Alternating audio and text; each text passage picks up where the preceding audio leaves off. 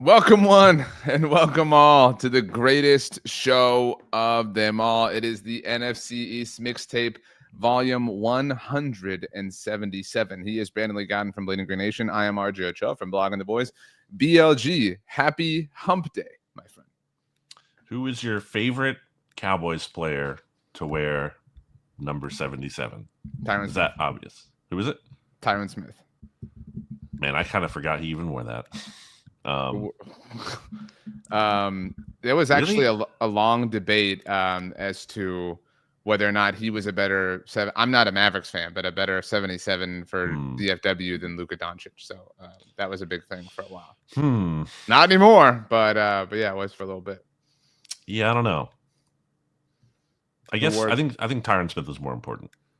What were you gonna say? What was your joke answer gonna be, or what? No, I didn't have anything.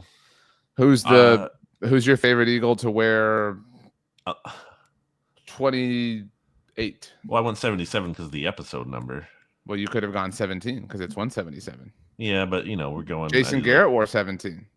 Okay, it's not him. So did Kellen Moore. Slim Pickens at 77 for the Eagles here. Mekhi Becton last year. What about 28? I threw out 28 as an example. Will Shipley is 28 right now. With all due respect.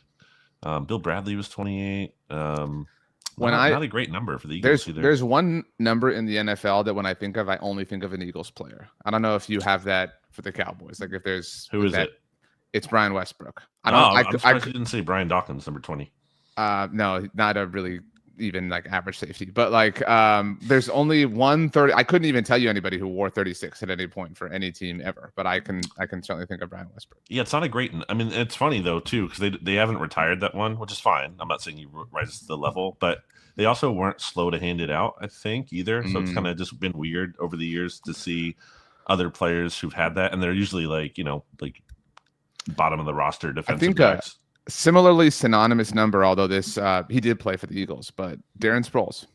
Like you don't think of anybody else with 43. You know what I'm saying? An all-time like great player for relative to especially like a not great number. But I feel like that number somehow just works, especially for the kind of player he is, like a pass-catching running back, kind of a unique player from a size standpoint. Anyway, really good jersey number talk at the top of the podcast. Great call from, I think maybe Kale Wilson says Troy Polamalu at 43. That's a way more iconic 43. But so well said. Played for the Steelers, who are neighbors with the Eagles. I don't know if you knew this, but once upon a time, the Steelers and Eagles used to be one team. Called them the Steagles, which is better than the Ealers. That was the other way they could have gone about it, but they didn't. So I'm looking at a player here who all the number 36s in Eagles history, and there's a guy named Eggs Mansky from the 1930s. His name is Eggs, but I think his full name is Edgar, but he went by the 1930s. Eggs. That's when Eagles fans used to like claim their only significance from prior to Howie Roseman turning them into a monster. All right, it is Wednesday, November 19th, 2025. Happy birthday to my cousin Jeremy, and to anybody else who was born today, for that matter. Brandon, it is week 12. It is Cowboys Eagles week for the second time this season, outside of the season opener, obviously. So a little bit more normal of a feel for a Cowboys Eagles week. We have some special stuff that we're working on with regards to Cowboys Eagles week, if you want to get into that, and then we'll get into the episode. Yeah, check out bloggingtheboys.com and bleedinggreennation.com, especially. I mean, always do that, obviously, at all times, but especially this week. Let's say if you haven't done that for some reason before, I would wager there are people who listen to the podcast who don't always necessarily check out the site. Then this is especially a reason to do so because we're going to be doing some, what do you want to call it, like cross-play this week, where we each go into each other's site. I have access to bloggingtheboys.com. RJ has access to bleedinggreennation.com and post different kind of articles, which will be dropping later today, I believe, as we're recording this. Wednesday, November 19th. Streaming, not recording. Streaming. Proper parlance. And you will be able to see, and then really the fun part where you guys come in, honestly, because, RJ and I are doing the work here, but the cool, actually fun part for the people watching, listening, and then therefore commenting on the site is you go over to the site and then you can interact with either RJ at Bleeding Green Nation or me at bloggingtheboys.com. So help us out and make us look good to our bosses and participate in all of that. That's true. Yeah. And then make the comments. Your bosses are awesome. You're awesome. Just something like that. That would be really nice. Okay. So for anyone who's new around here, another noteworthy feature here we should mention is that I forgot to mention this big deal, RJ. Notifications now live on if you're signed into an account, and it's free. Sign up for an account at Blogging the Boys, at bleedinggreennation.com. Log in. First of all, you see fewer ads than you would if you're not logged in, so it's just a no-brainer to do that.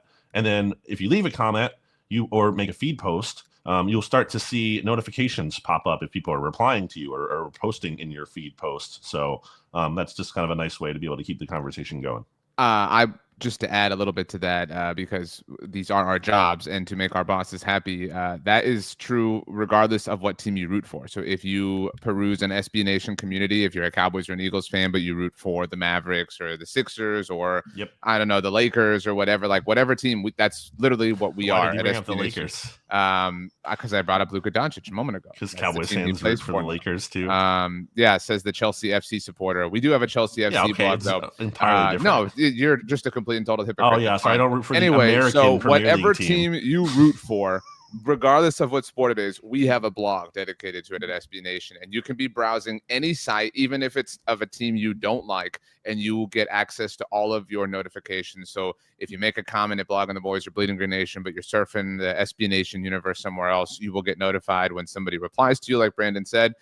Create an account. It is free. Very simple stuff. And like BLG said, you are actually exposed to fewer ads when you have an account. So it does make a lot of sense in that regard. So lots of fun stuff coming to the .com experience at SB Nation. But for anyone who doesn't know, because again, people find this different ways, you can utilize the whole universe. A lot of people tend to, if they're Cowboys fans, go to Bleeding Green Nation this week, annually, just to kind of see what the discussion and whatever is, and vice versa. And that's why BLG and I are leaning into that. I'm going to be writing some stuff there. He's going to be writing some stuff over here. So that's that. Eagles Girl 52 says it's like when late night hosts would switch shows. LOL. It's a great example. I kind of thought of it like when Grey's Anatomy and Private Practice would have like a big episode. You know what I'm saying? Like it would be like one long episode between the two. So whichever analogy you like better, audience, that's up to you. Also, we are streaming this as we did last time for the first time, both horizontally, if you can show us that, Brandon, horizontally and vertically. So it's up to you which way you want to consume this product. But either way, please subscribe to the Bleeding Green Nation or Blog on the Boys YouTube channels, whichever strikes your fancy. BLG, as we always do, we discuss the state of the division and division standing. The Philadelphia Eagles are inevitably this season going to win the NFC East in all likelihood. They are 8-2 as a result of their 16-9 win on Sunday Night Football, a game that made me question why I like this sport to begin with, because it was so boring and dull. But a win is a win is a win is a win, as our friend Rob Stats Guerrero likes to say, and the Eagles picked up another one. The magic number for the Eagles to win the division is down to 4. Magic number, for those not familiar, I guess with its more popular use in baseball, the combined number of Eagles wins plus second place losses. And I say second place instead of Cowboys because I think somehow technically the Commanders could still win. Very unlikely, obviously. But just to be technical about it, that is where the Eagles sit right here. It's like a 99% chance, I think, on like Football Outsiders, DVOA. So obviously incredibly likely, not impossible, that they could blow it. They famously blew it in 2023. I don't know if they had odds just as this good. But anyway, the Eagles do win. They are 8-2. They are in control of their path to the number 1 seed overall simply by winning out. Obviously, they're probably not going to win all 7 remaining of their games, but if they did, they would be the number 1 seed. And they have valuable head-to-head tiebreakers over now the Lions and previously the Rams, Buccaneers, Packers. One probably, if it comes down to it. Probably doesn't matter because of the tie, but in the event that the Eagles tie, sure, that's valuable to have. So it is, and speaking of those teams and looking at what the Eagles have accomplished this year, from a very, like, you zoom out, it's hard not to be impressed. You beat the Chiefs, you beat all those teams I just mentioned. Like, it's they've checked a lot of boxes, and yet there's something to get to. First, I need to start with the positive. The defense looked awesome against the Lions. They were so dominant. Probably helped that it was windy outside, just as that hurt the offense. Even so, Jared Goff was leading the league in completion percentage this year heading into Sunday night, and only behind Drew Brees in a couple of his seasons in the past in terms of all-time completion percentage. And the Eagles held him to like 38.7, I believe, 37.8, something like that, completion percentage. Like, that's crazy to go and just shut him down to the extent that they did. And it's not fluky. I mean, I think this Eagles defense is legitimately awesome, which it didn't look that way earlier in the season, but they added Jalen Phillips. Kobe Dean is back from IR. Jalen Carter, look, I think that's kind of more like under discussed in terms of like national things. Like, everyone's like, oh, Eagles trade for Jalen Phillips. What a great trade. That sparked the defense. It has. I think Jalen Carter getting healthy, because he wasn't fully looking like himself earlier in the season prior to the bye week. That is a massive deal for this team. I think the defense, I totally believe in that unit. They have talent. They have a great coordinator in Vic Fangio. That unit, I truly believe, is so good that even if the offense doesn't figure it out, it's not impossible that they could win on the strength of their defense. I don't think that's a great formula. I don't think that's likely, but I do think it is like possible. There's a non-zero chance that, and that's just a testament to how good this defense is. Let's stop down there. Do you have any thoughts on that? Not anything that disagrees with you, but I do want to say a few things before we lose some comments, just to pay some respects. First of all, your dad checked in, said, hi, guys, just popping on to say hi. Mom and I will watch tonight, and said we never miss the NFC East mixtape. Your dad's one of the only people who always appropriately calls it the NFC East mixtape. We do get NFC mixtape a lot. I wanted to say that because I don't know if I told you this. My parents have been watching Breaking Bad for the first time ever. And so I told him, I said, I want to watch the finale with you, like, when you get to that point. And that's going to be later tonight, after Survivor and stuff. I'm going to head over to their house and watch the finale of Breaking Bad with them. So I'm pretty excited. So basically, our parents are watching equally great things tonight. Your parents, the NFC's mixtape. My parents, the Breaking Bad series finale. And then I did just want to ask a question that Bill offered to you, which again is in line with the magic number thing. And then I'll offer some thoughts here as to whether or not, if the Eagles beat the Cowboys, is their magic number down to 2? Yes, I believe so. Yes. Because that's one Eagles win and one Cowboys loss together. I don't think we see this across the NFL with offensive coordinators, but there is, like, every now and then the defensive coordinator who just wasn't a great head coach that, like, lands with the team and is just like the head coach of the defense, and it's this perfect marriage. I think Wade Phillips is like the example. That's clearly Vic Fangio. I don't mean to say or imply the Eagles defense isn't ripe with talent, because it certainly is. And the Jalen Phillips trade looks great. I mean, what a shocker. Howie Roseman's awesome, blah, blah, blah. But I would offer that if Vic Fangio left, like, hypothetically, it would look like a disaster next year.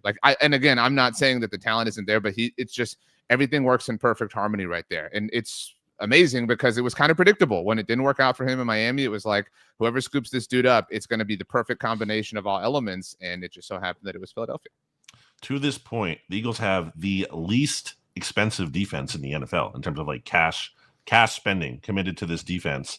So like, they really shouldn't be as good as they are in terms of that, in terms of they're the youngest defense in the NFL. Like, there's reason for this defense to not look as good as it is. And yet, when you have really good coaching, I think that's what happens. And the talent's there, and they're going to be more expensive in the future because they have a lot of guys to pay.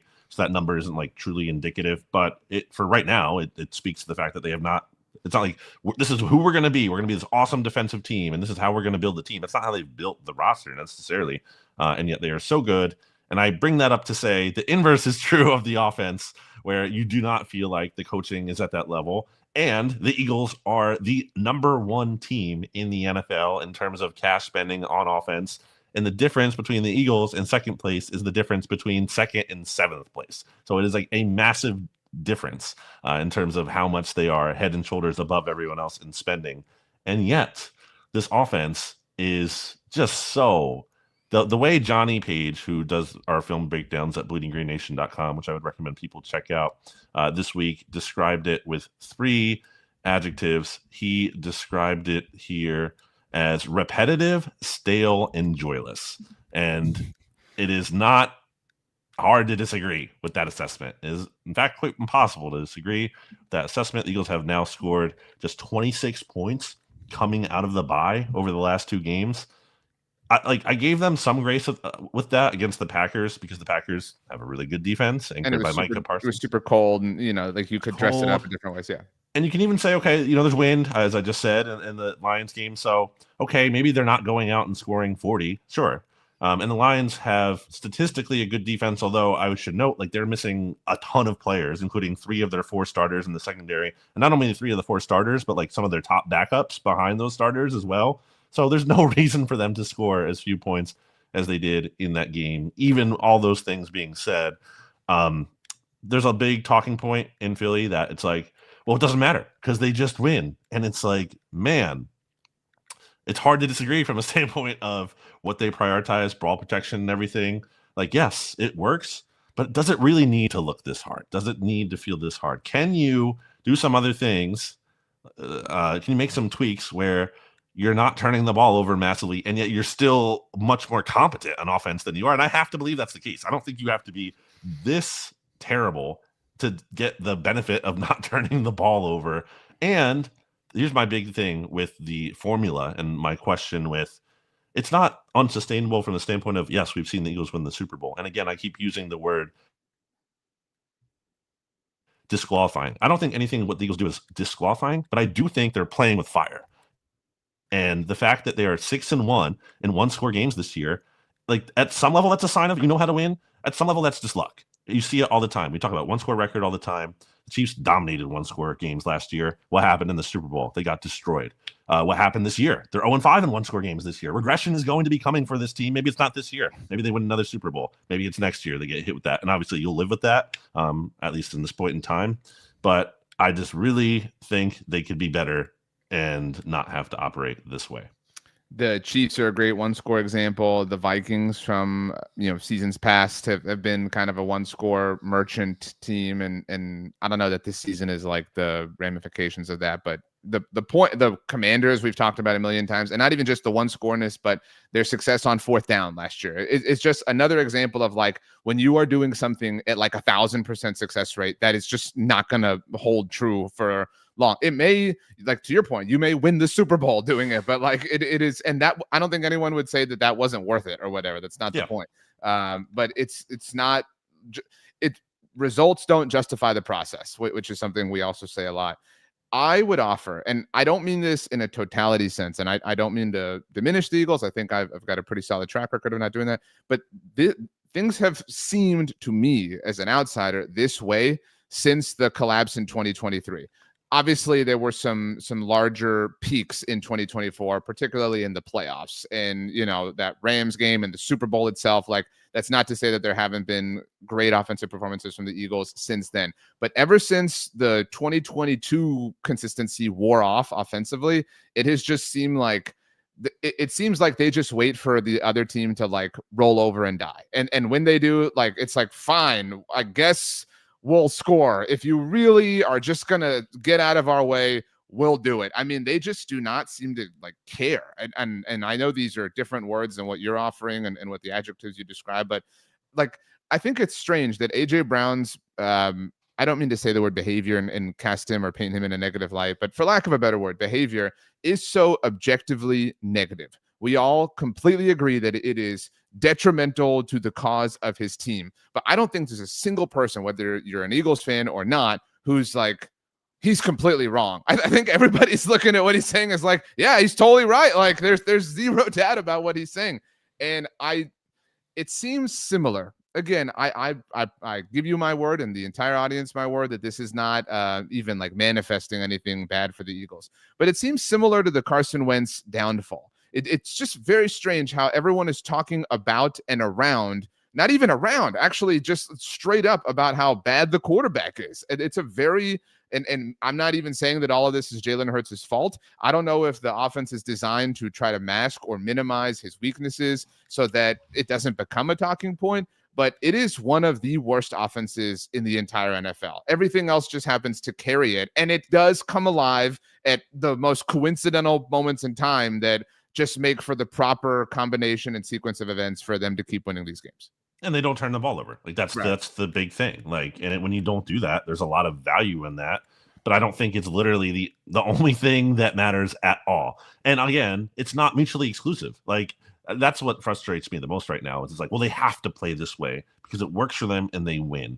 It's like, okay, they could play generally in this kind of style where they still do some things better. For example, just this is kind of an in the weeds adjustment in terms of what we talk about here, but like Grant Calcaterra is the Eagles' second tight end. He is terrible at blocking. Everyone knows this. And yet against the Lions, they run a ton of 12 personnel and are like asking him to block a ton. It's like, that's not setting up a player for success. And also like, you don't need to do that to avoid turnovers like that. Like something like that is just very dumb. So there's absolutely things where I think it's impossible to argue that this coaching staff has like a lemon in their hands and they're squeezing every bit of juice out of what they have in that lemon. Like, I think you cannot say that at all. At the same time, I think there are things that absolutely Jalen Hurts is responsible for, and he could be a lot better. So it really is a more than one thing can be true situation where I think there's a lot of blame to go around there. And even in this game, like the start of the game, Devontae Smith, who's great, drops a couple passes. Dallas Goedert, like that's not Jalen Hurts at that point in those situations. That doesn't mean he played well all game, but like there's just times it feels like where, okay, it's not syncing up to where everyone's clicking. It's just like, okay, this drive, Jalen Hurts is playing poorly, missing throws. This drive, the offense isn't helping him out at all. And it's all just kind of leading to this ultimate underperforming product where, again, it's silly because it's like, it might not matter. It might not matter, but it doesn't mean that we can't talk about it. And it doesn't mean that fans can't be frustrated about it because you watch the point. Part of the point of watching football is like to have fun. And it's not fun to watch this offense. It's like, it's miserable. They go 3 and out all the time. It's way under where it should be in terms of where you think it could be. And even let's say AJ Brown has fallen off. I see that in the comments here. Some people suggesting that from Adam Exploits. Or, Saquon Barkley, whatever. Even if that's true, you cannot tell me, once again, that like the coaching staff is getting the most out of what they have. Because there's a difference between, no one's saying the Eagles need to be number one offense in the NFL and they need to score 40 points every game. That's not what people are saying. They just like, it can look better than this, and that would be a reasonable expectation. I think they are getting every drop out of the lemon in some respects, but getting no drops out of the lemon in other respects, which is what's interesting and confounding. And I think that they have very brilliantly over this little run, and that not to use the word little, like to minimize it again, but whatever you want to call the last few years, they have identified a market inefficiency that they have capitalized on. And I think that there are very glaring and specific examples of that, like the tush push or like their aggression early on, again, in, let's just call it the Nick Sirianni time.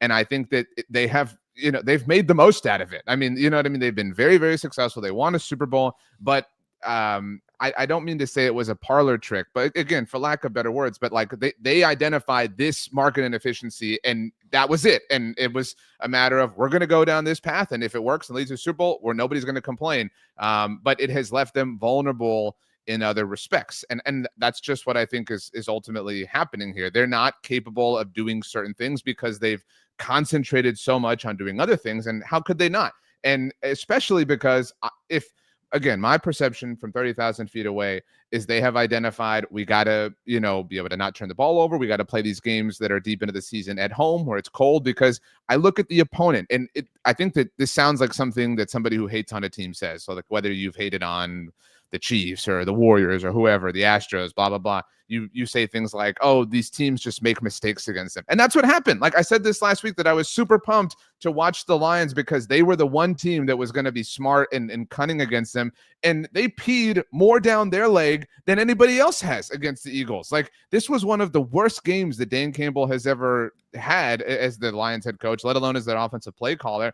And it's just frustrating that, again, for whatever market inefficiency the Eagles have been, again, to just use this verbiage here, the Eagles have capitalized on and harnessed and been able to succeed with, teams just can't get out of their own way against them. And you look down and you're in mid-November and you're 8-2, and like, who can be mad about that, to your point?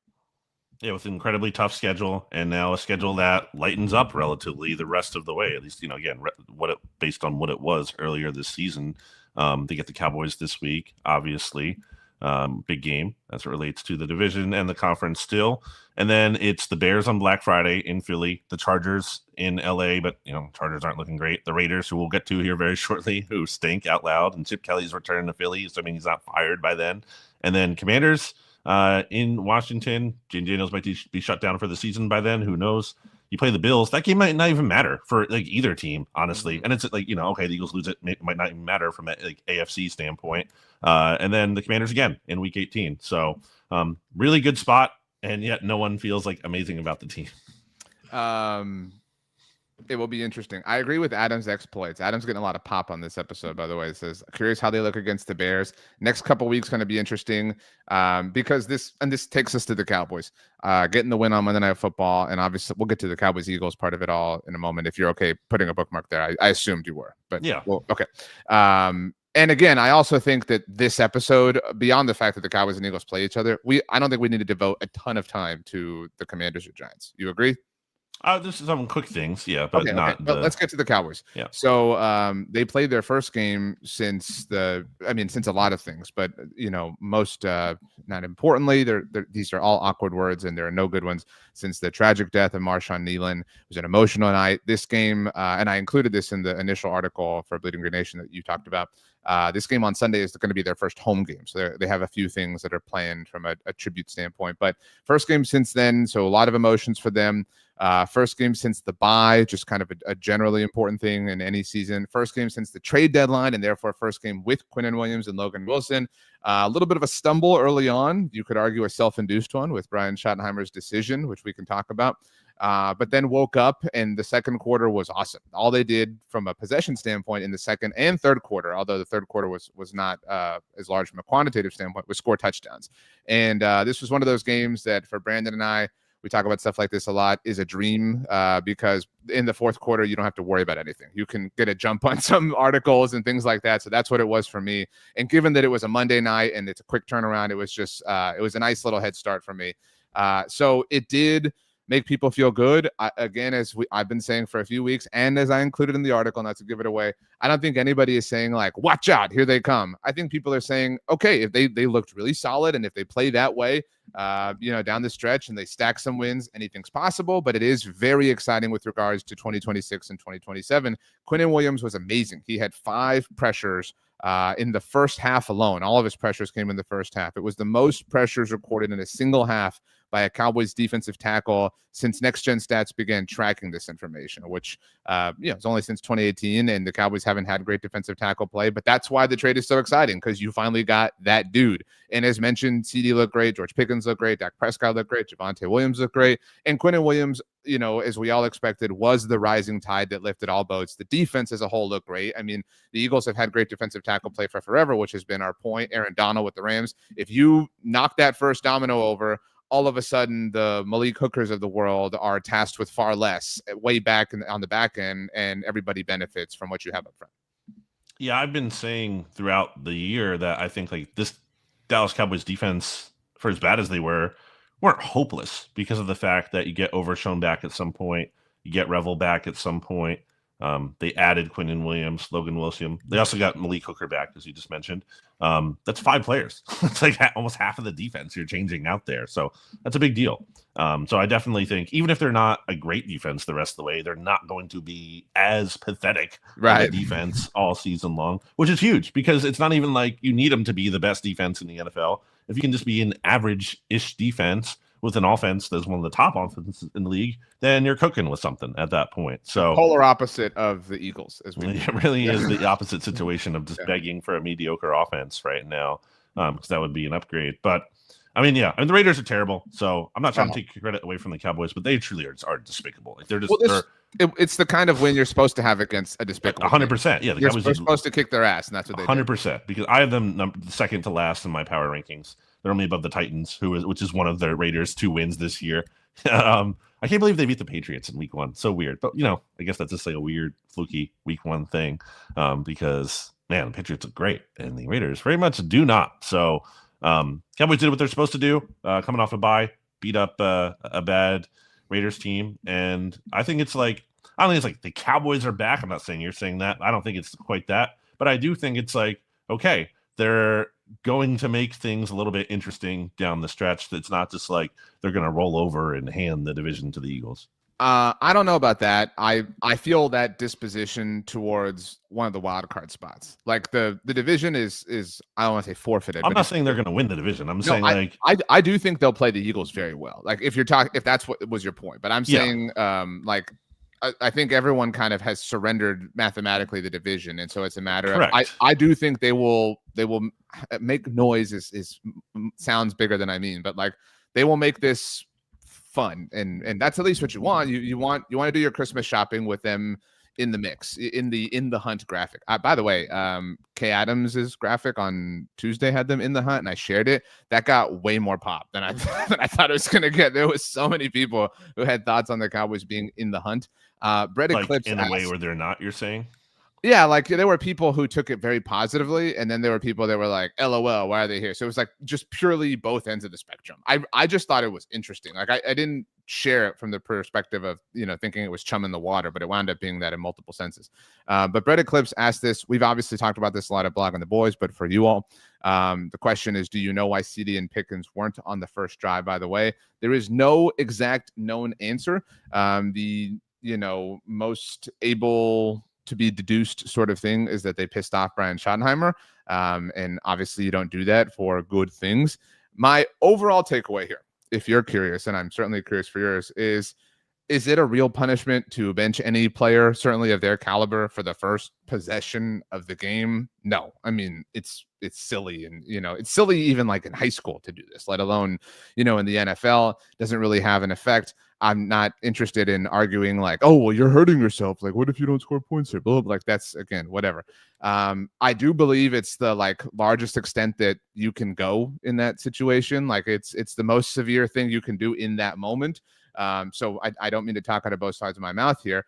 But what I am the most impressed by, I found it kind of silly, to be honest with you, because this was not a story. This was not something that had been reported. This was not something that anybody had any inkling of, but it becomes this massive story because of the fact that they're not on the field and Troy Aikman and Joe Buck are like, what's going on? And all of a sudden it's a thing. So on one hand, I was critical of Brian Schottenheimer for making a story out of something that nobody had any information or knowledge on. But on the other hand, and this is more about the culture of the team that maybe Brian Schottenheimer deserves some credit for, how many things have happened with the Cowboys that, and I know you can't quite answer this, but that we had no idea. Like, that's amazing to me. And that still, here we are 2 days after the game, almost 48 hours after the incident in question, and there is still no, Jerry Jones did intimate that that they were late for a meeting, but still did not even fully confirm anything. But that is an unheard of sort of thing for the Dallas Cowboys. And I recognize how low the bar is here, that I'm, giving them props for clearing, but it is an incredibly rare thing for them to have something that is purely and totally kept in-house. And so in that respect, I have to give Brian Schottenheimer a lot of credit. I think it helped they were playing the Raiders too, from that standpoint of being able to do that. Yeah, I don't think they're doing that against the Eagles if it was this game. Yeah. I agree with that. And I also don't agree, I don't think anybody does, but that the success they had was because of the lesson learned, right. That I think they just are really good and the Raiders are bad, and it was the right combination of things. Yeah, but, this isn't unheard of. The Eagles did this last year with Jalen Carter early in the season, same kind of thing. Yeah, I mean, well, Jalen Carter also famously spit on Dak Prescott, so he did. That was a big detriment to the Eagles defense, I would say. Yeah, this is not related to Jalen Carter, but I have found it so funny how the insiders have acted and said he was suspended for that game. Like, we can argue about whether he should have been suspended for an additional game. I'm not doing that. But to say he was actually suspended for the game is just literally not true. That's how the NFL, I know it is very silly because he wasn't, but that's how the NFL has framed it. At the time they announced no suspension for him, they were like, well, he served a retroactive suspension. That's dumb. I'm just quibbling with the verbiage, because when the Jamar Chase thing happened this past week, I saw Tom Pelissero tweeted. He was like, well, the precedent here is that Jalen Carter was suspended for a game. He wasn't. He wasn't suspended for a game. He was ejected from a game, and then it was deemed that was a sufficient punishment, but he was not suspended for a game. So that was silly. But that being said, and by the way, just while we're here, Brett Eclipse asked which was worse. I cannot believe I'm going to do this. I think Jamar is worse. Without understanding the context of the situations, I still think it's incredibly dumb if Jalen Carter spit on Dak because he thought Dak spit on him or whatever. At the very least, you can kind of argue that in a dumb way, but you can be like, hey, he thought he was spat on, so he spat back. That still is not reason to spit on anybody. But it's hard to know what Jamar's line of thinking was. So, well, especially because that happened, Carter's happened first. And it's like, all right, now really do not do this. Like, it was like, it was a big warning to everyone else to not do that. And yet he did. So, anyway, but so the Dak and CD thing, whatever. I'm sorry, the CD Pickens thing, whatever. But Pickens looked incredible. Yep. I mean, just holy crap.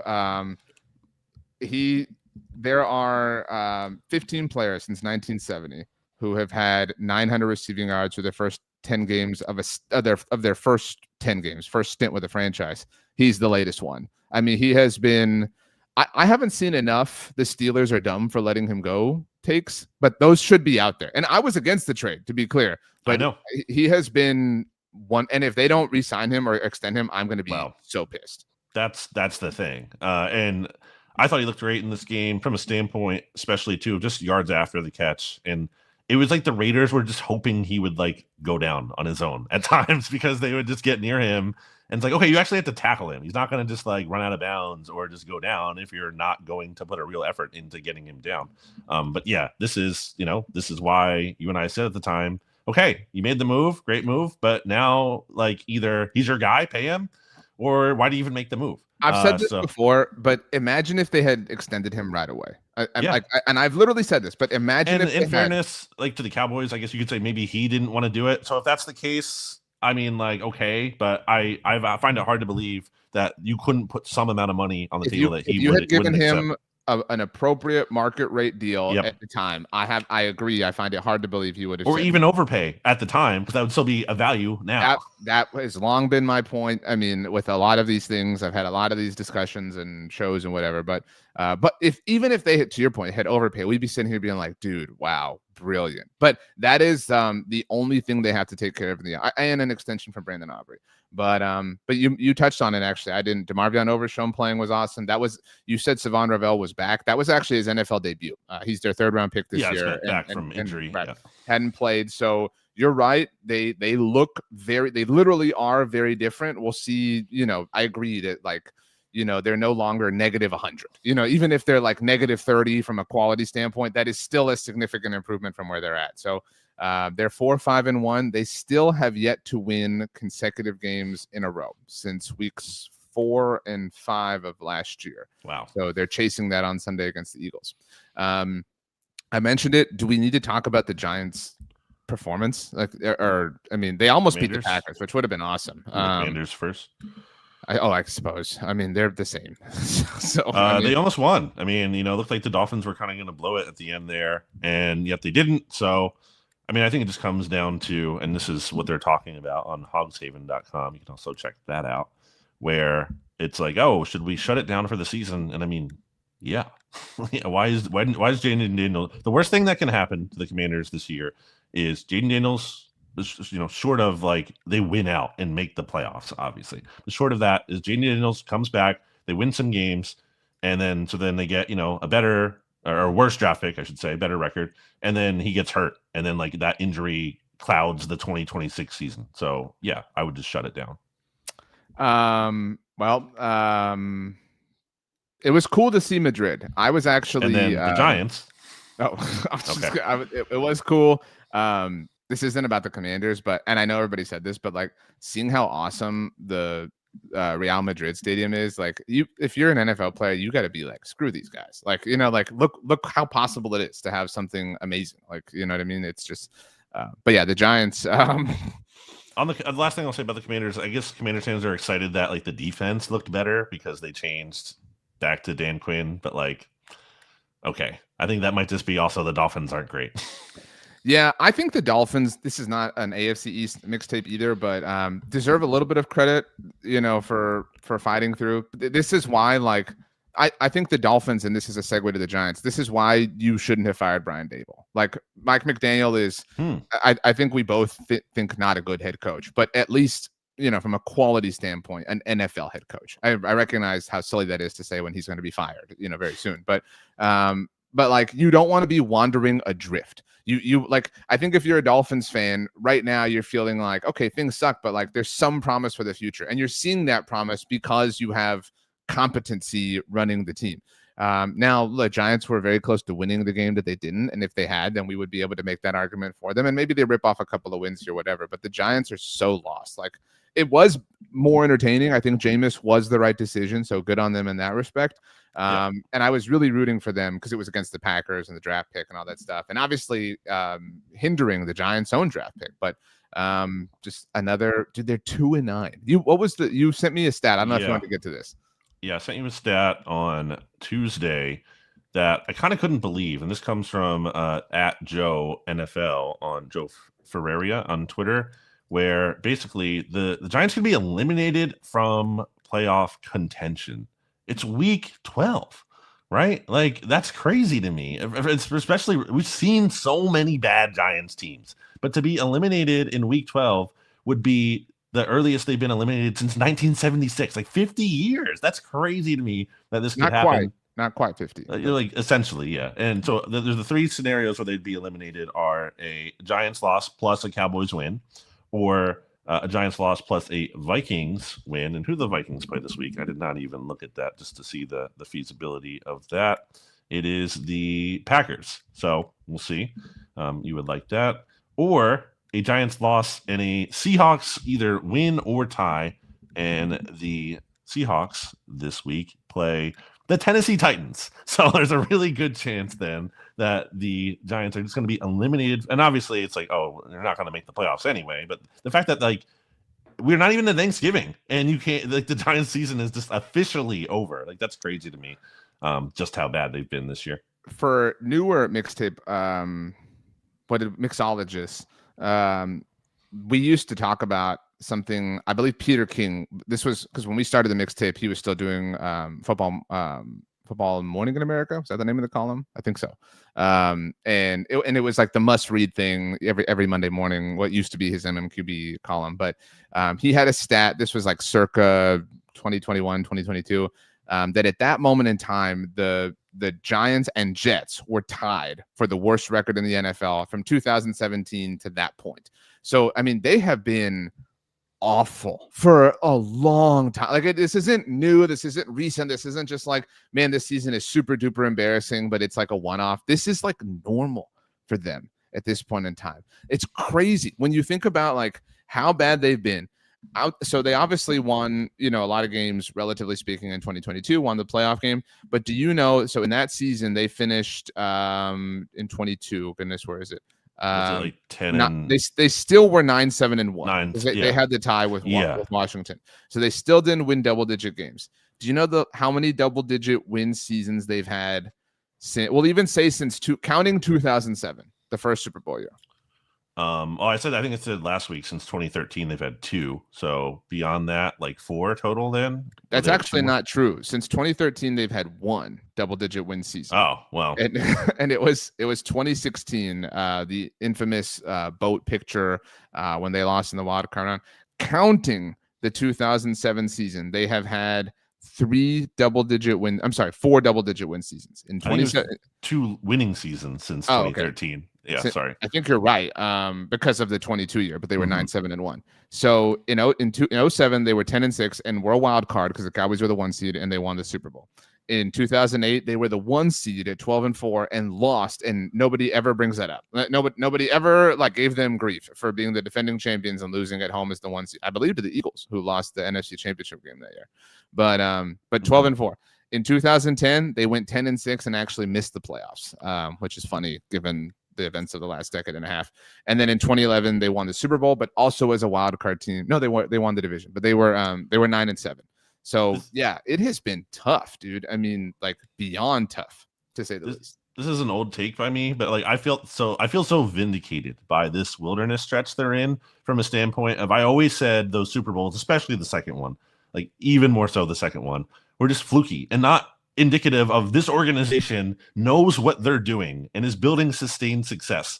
That doesn't mean the Super Bowls don't count. They obviously do. But my point was, like, this isn't a celebration of like competency and greatness. It's a celebration of just like they got hot at the right time. And again, that's fine. It still counts all the same. But my point was, like, I'm not worried about the Giants being this great team in the future, and I couldn't have predicted them to be this bad, obviously. But I just feel vindicated that those statements were true. That this wasn't, it's like this reflection of a truly great franchise in the NFL, as much as they just got hot. Reddit Eclipse says at least Daniel Jones stinking in recent weeks has lessened the blow of players magically looking great the second they leave. The Colts are going to win the AFC South, and I don't know if they're going to be the 1 seed. I know we talked about that a little bit, but like, I mean, I don't think like it is a fraction of a big deal that is being made about Daniel Jones looking great for the Colts, as opposed to what was made about Saquon Barkley last year. And in no way to take away Saquon Barkley, that like it should be like 5 times the big deal, like given the positions they play. And some of that is mitigated by the fact that Jackson Dart looks great, but there was also the report on Sunday morning that they're concerned that he needs to alter the way he plays because he's putting himself in harm's way, which I don't think is impossible to deny at this point in time. So, I mean, and that's not relative to his abilities. It's just relative to his play style, but that's a factor, certainly when you consider who he is. Again, my point is like Daniel Jones looks like Daniel Jones is actually such a franchise quarterback now that the Colts said we're willing to trade significant draft capital in the short-term future to go get Sauce Gardner, and we are very clearly going to build around you, Daniel Jones. That should be like the Giants should be getting dragged for that, and they're not, and some of it is just because it's Daniel Jones. So on Jackson Dart. I agree with, by the way, with Eagles Grow that Saquon got the Hard Knocks bump. Yeah, it was the quote that really like kind of made that a story. I agree with that, certainly. For sure. I was just looking this stat up recently, not even on purpose, but just came across this where I looked up PFF's allowed pressure, and I looked up how much of they have like percentage of dropbacks with some responsibility. So these are the percentage of dropbacks where Jackson Dart is responsible for allowing pressure on that play. They have him charted at 42.1%. So for perspective, the next closest quarterback is Lamar Jackson at 29.8. That's a huge difference. Lamar can do that because of his play style. You know what I'm saying? Like, and it becomes a weapon for Lamar in that respect. Well, yeah, I'm not saying it's not even necessarily an inherently negative or flawed stat. Although when it's to that degree, it is. Because like the difference between Jackson Dart there at number 1 and Lamar at number 2 is the same difference between Lamar at number 2 and I'm looking down here to like 17. Bryce Young. That's crazy. That's a crazy difference. Anyway, we've all seen that anyway. I'm not breaking news, but just to put the recklessness in perspective. Also notes the Abdul Carter story. So the story for anyone who missed it is he was benched for allegedly being late or missing a team meeting, sleeping through a meeting, and reportedly he came out, and normally when something like that happens, like to use the CD and George Pickens thing, like their punishment happens, and then after the game they're like, hey, we're not talking about it, like they just accept it and move on. Abdul Carter was like, nope, that did not happen. It was like, so it's a little awkward.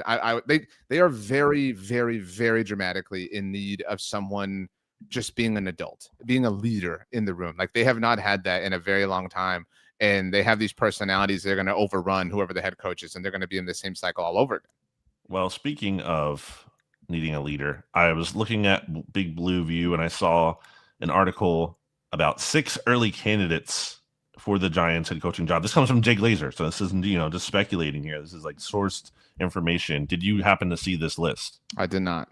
Okay, let me read you the names. Mike McCarthy, number 1. I've advocated for that in a real way. Yeah, in a way that you think that helps the Giants compete for a Super Bowl. Matt Nagy, not a great one to me. Currently the Chiefs offensive coordinator. Lou Anarumo, who one of the better defensive coordinators, I would say, in the NFL, but is he a head coach? I don't know. Steve Spagnuolo, who has Giants ties, was the Giants defensive coordinator. I don't think for the second one. Maybe he was for the second one, but he obviously was for the first that shut down the perfect. And interim head coach too there. Right. I think it was after Shermer got fired. He was the head coach for the Rams. Is that right? Or maybe it was McAdoo. Yes, he was the head coach of the Rams, and that went terribly. And then we have Arthur Smith. Why is Arthur Smith on this list? Like, what are we doing? Like, I would love if the Giants hired Arthur Smith. Are you kidding me? Why is he on here? And then Chris Shula, who I think that would actually be the best candidate from this list for them. I don't know if he's going to be a good coach, but he seems like he could be an up-and-comer. I think that would be from those candidates. I would definitely want to hire Chris Shula, which I should note that Glazer seemed to say that like Shula's name is, quote, starting to really pop up, end quote. So something to keep an eye on. Let's pick these games while we're at. I believe Washington's on bye this week, and then we can get to Cowboys Eagles. So the Giants are in Detroit, and they are 10.5-point favorites. I'm sorry, underdogs. The Giants are. I think this is Detroit, Washington. This is going to try to win 2 games at once. I will happily lay the points. 100% agree. Do we know, is Dart back yet? Is he still in the concussion protocol, I imagine? I'm guessing he might be back. Yeah, I don't know if he's back. I think, though... he did return to practice. So, but just like if we're playing the real-life game and understanding the way that teams operate, like this is now no longer just like a normal concussion, given the attention that the whole story's gotten. So I would not be surprised if they lean towards the side of caution. Absolutely, they should. Right. So I would bet it's Jameis, which would be fun. The Jameis-led Giants beating the Lions on the Sunday before Thanksgiving would be hilarious. I'm totally here for it. I just don't think it's going to happen. Maybe they'll cover. They did cover this past week with Jameis. I will say that. The Giants, I love that. I love that. Giants plus 7.5. They did cover just the half point, but they did cover. So not impossible that they cover, but I agree. I will take the Lions, who should be getting a little bit healthier here. Lions the win. Eagles are in Dallas this week, Arlington, and getting 3.5 points as the road team. I saw some comments about this early on. I saw this in the game notes from the Cowboys PR staff. The Eagles are wearing Kelly green, and I believe that this is since they brought it back into like regular rotation, the first time they're doing it on the road. And aesthetically, this is a great game. They wore the Kelly green at home against Dallas in the Kenny Pickett game. So I'm all for this. I think it's going to look outstanding. Yeah, but that was also like outside. It was a 1:00 game, so just like the lighting is different too. I think it's going to look good in this, like the stadium lighting specifically there. So interested to see that look. The Eagles, as you said, undefeated in their Kelly greens, but man, it's so weird predicting their games right now because I don't want to doubt the defense. Like the defense has earned all of the possible benefit of the doubt in the world right now. Like I trust that defense, even though they're going up against the Cowboys offense that is potent and obviously gave them problems back in week 1. Now, again, Eagles did not have Jalen Phillips back then. They didn't have Brandon Graham back then. They didn't have Nakobe Dean back then. They didn't have Jalen Carter for the game because he's fit on Dak Prescott. So I trust this defense certainly more than I did back then. Still have a big weakness at cornerback. Dory Jackson had a good game against the Lions. The Eagles have done some things where they've tried to hide him a little bit more, and that has helped. But still is a player who can be had, and just a really tough matchup for him, whether he's going up against either CD or George Pickens there. So that's something to watch. I really just don't trust this. I hate this offense so much. I just really, and that was a big reason I picked the Lions to win last week. And I feel good about like that part of it, right? Like I don't regret saying that I doubted the Eagles because of the offense. It's just that I didn't put enough faith in the defense. So maybe I'm guilty of doing it again here. I will say the Cowboys win the game. So I'm going to take the plus 3.5. It's also just that like the Eagles don't sweep the Cowboys. Like that doesn't happen. It happened last year, but Dak wasn't playing. And then it happened previously. I think it was 2011 before that. So Tony Romo was in both of those games. But like, it just doesn't, it rarely happens where the Eagles end up sweeping the Cowboys. Cowboys are coming off short rest, so maybe I'm not weighing that enough. But this offense, I just don't trust it. And I just think that it could be a tough time for them trying to, even if the Eagles defense plays great, I think it's possible the Cowboys put up, let's say 21 points. 20 points. Can the Eagles get there? I don't know right now. They can barely score at all. Maybe last thing I'll say is that I'm not optimistic from a standpoint of the weather at some level was a factor in the past 2 games. Now they're in a dome. Maybe that helps a lot. But unless the Cowboys keep it open, I guess. I'm guessing they're not going to do that. And maybe the sun gets in their eyes. That could be a factor, right? This is that window, but we have already fallen back. So that does... Okay. It doesn't have as long-lasting of an effect, just given the time of year in that sense. Yeah. So I'm going to say Cowboys win a close one, and even if they lose, I think it'll still be a close one. So I like taking the points plus 3.5, which Opened at 3.5. Eagles favored on the road. Now. Went to 4.5 before the Monday night game. I saw that on like Monday during the day, and then dropped back down to 3.5 after Monday night's game. So DH, I don't know who this is. I don't know if it's David Howman, one of our staffers that belong on the boys, but I'm not certain. But it says boys get 6 field goals and the W. I agree that would almost be enough. I mean, it would have been enough last week. I'm taking the Cowboys, so certainly taking the points. So I do think the Cowboys against the Eagles almost all year. That's not totally. I wish I had kept tabs. I think it is 50-50, but you're bad against them with the spread at least. It is a variety of factors.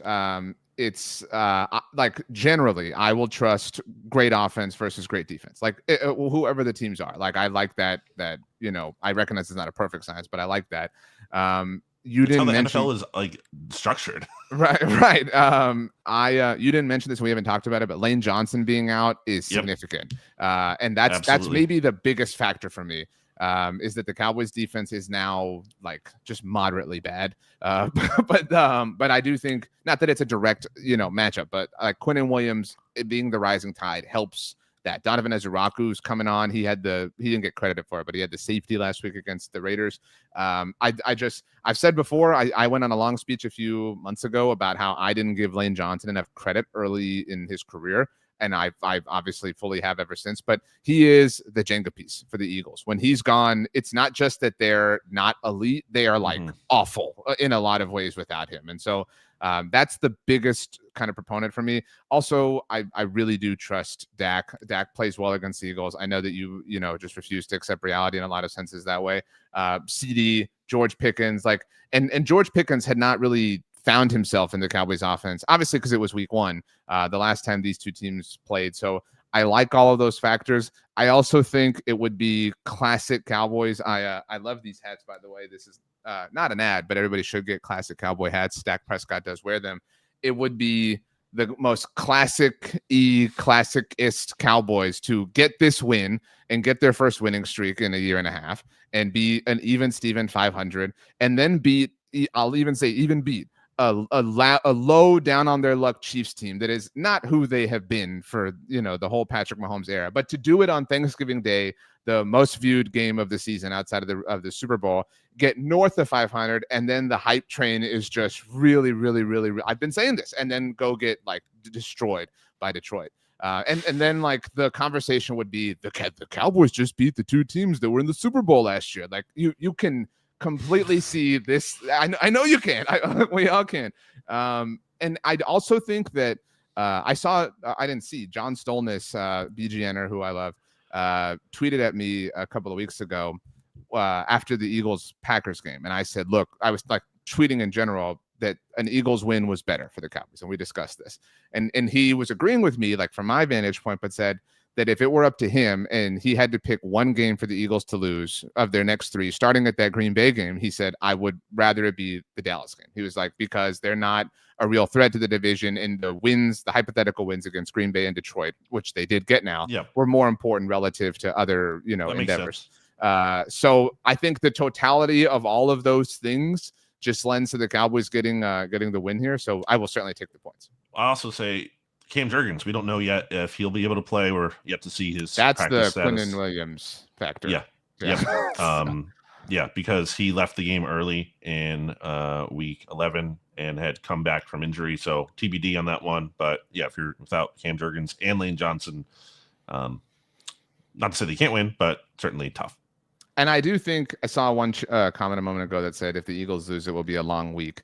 This is also like where the Eagles are at in their point in the season, is that it won't be a long week because they play again on Friday.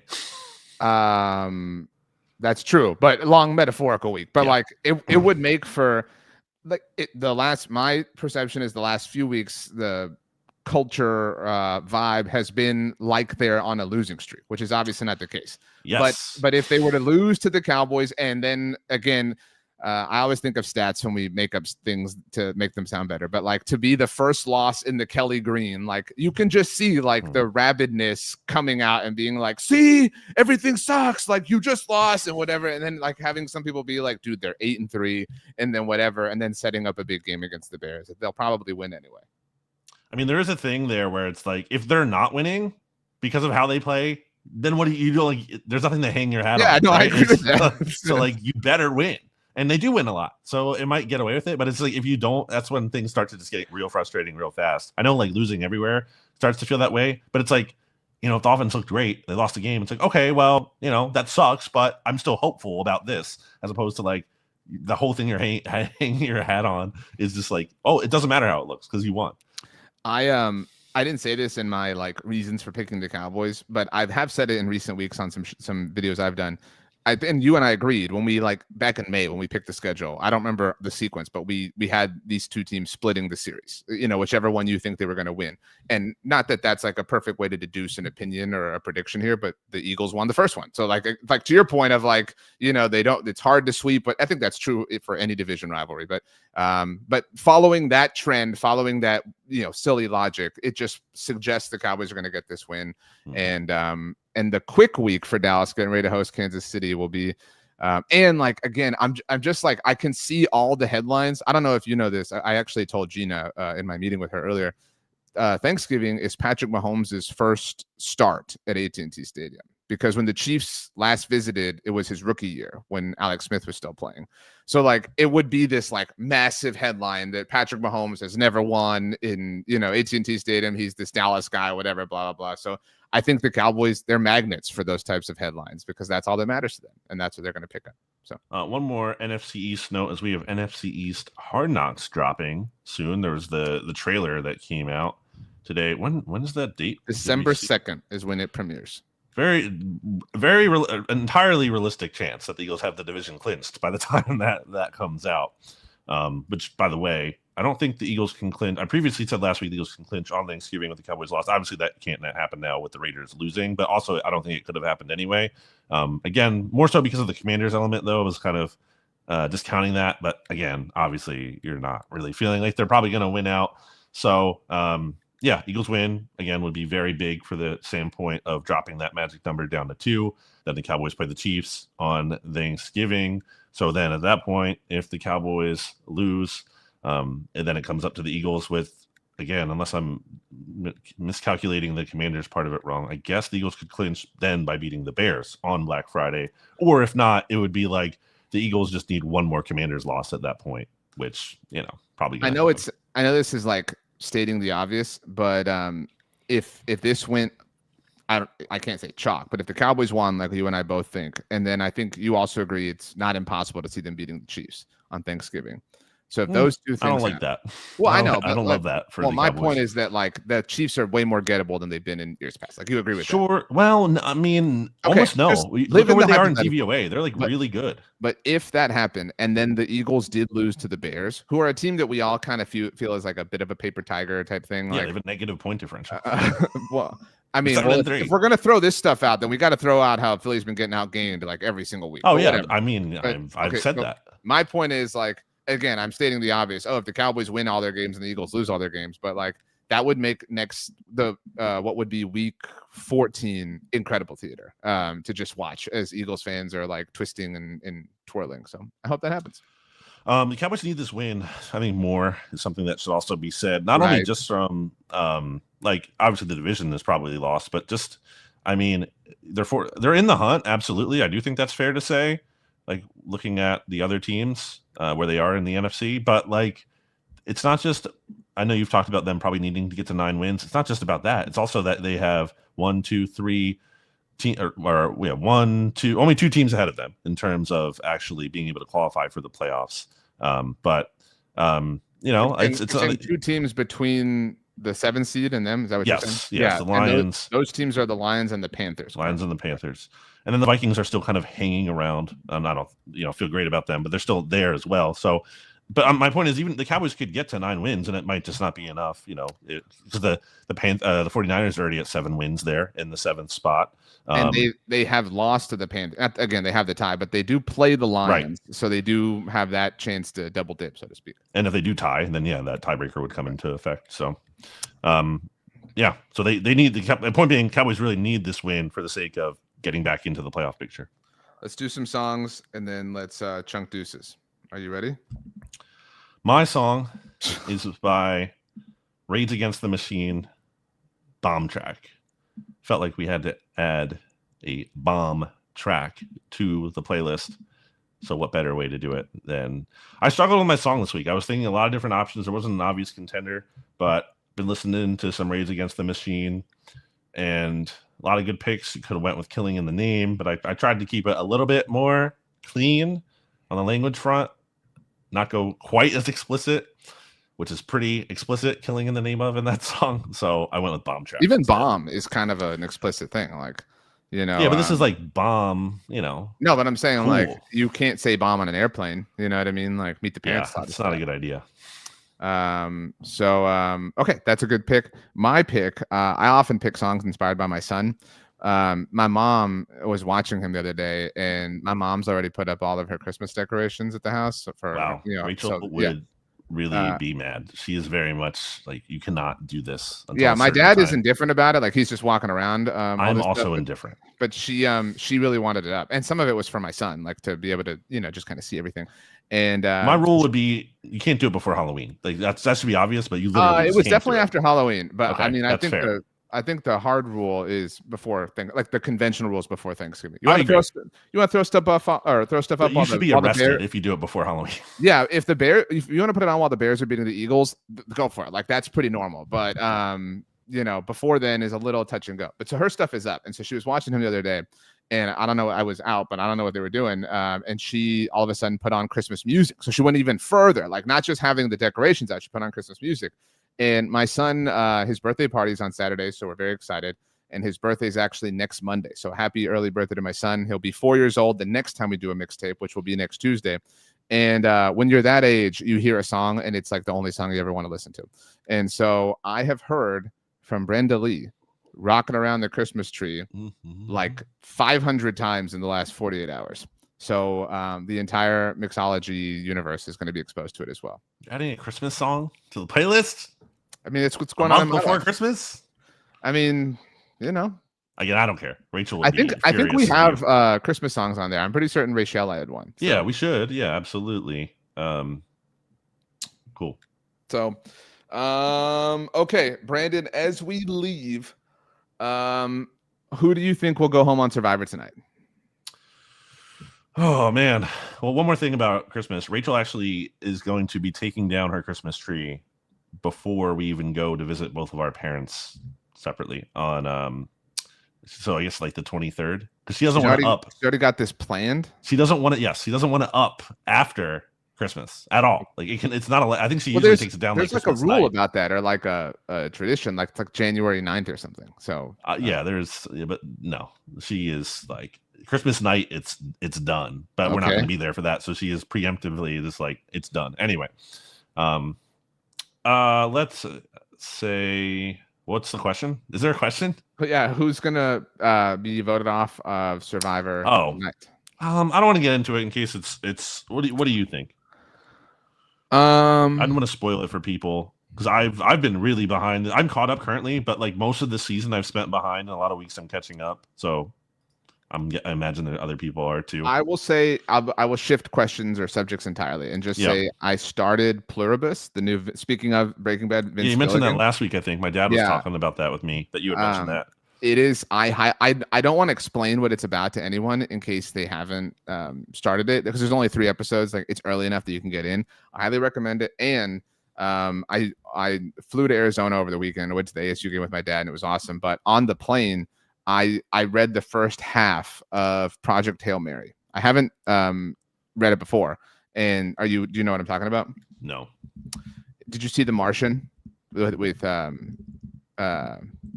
goodness gracious. Man, what is his name? I'm blanking on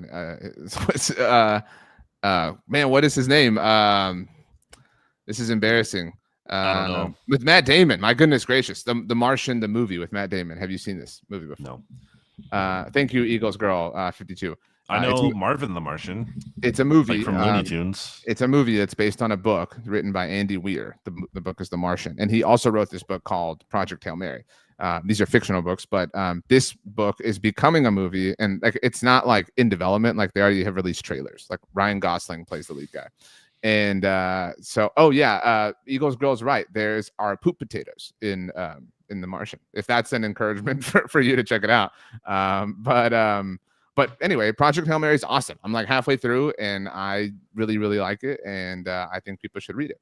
That's my once again statement. Check out Bleeding Green Nation and Blogging the Boys this week as we preview the game more and have the interplay with the different sites. It's literally what I'm going to go do after we hop off here. I'm going to work on that article to get posted for Blogging the Boys, and then we'll get yours up at bleedinggreennation.com. So they're not up yet, but shouldn't be too much longer before you can go and hop on the sites, and we'll be in there too. That's the other part of it. Like, we're not just like, hey, go comment, and we're not participating. No, we will be participating as well. Okay, as we leave, you can pick one, but your favorite thing about, since it was brought up, poop or potatoes?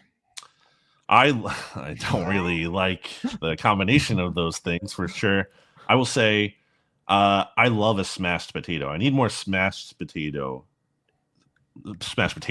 in my life. Are you familiar with the concept? As opposed to mashing these and putting awesome stuff in them? Like, so you parboil them, and then you like smash them down, and then you put them in the oven to bake, so then they get like crispy at that point. So you kind of get the best of both worlds with a little bit of that softer inside texture, but then you get like the crispy edges, and it's a great time. I don't really like mashed potatoes. Like, as I've gotten older, I like smashed potatoes better than mashed potatoes for sure. I definitely don't like when they're like super soupy, like when people put milk in them and stuff. Like, I recognize that's a Thanksgiving thing and fine, and we're getting close, but give me a baked potato all day, or like russet potatoes, like something like that. Like, I'd much prefer. What about twice baked potato? I'm okay with that. Obviously, French fries, any fried version, I'm good with. But yeah, on the subject of Thanksgiving foods, next week, I believe we said this Tuesday for the mixtape next week with the Thanksgiving game and stuff. So, and Brandon will tell you all the things he's thankful for. He'll make a whole list. Sounds great.